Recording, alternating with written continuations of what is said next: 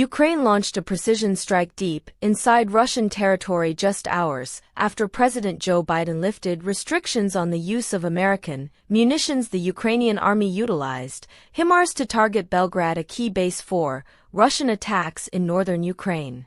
Recall, for more than 2 years the Biden administration had imposed ost limits on the use of American-supplied weaponry, allowing Ukraine to deploy them only against Russian targets on Ukrainian soil. However, recent devastating Russian strikes on Kharkiv prompted a reassessment. The indiscriminate bombings, including an attack on a home improvement store that claimed 18 lives, led to a decision to erase the restriction. Ukrainian President Volodymyr Zelensky hailed the move, stating it would enhance Ukraine's ability to defend against Russian aggression as the rockets rained down on Belgrade. Russian media captured scenes of air raid sirens and fiery launches of air defense batteries as the Ukrainian rockets thundered toward the city of 384,000.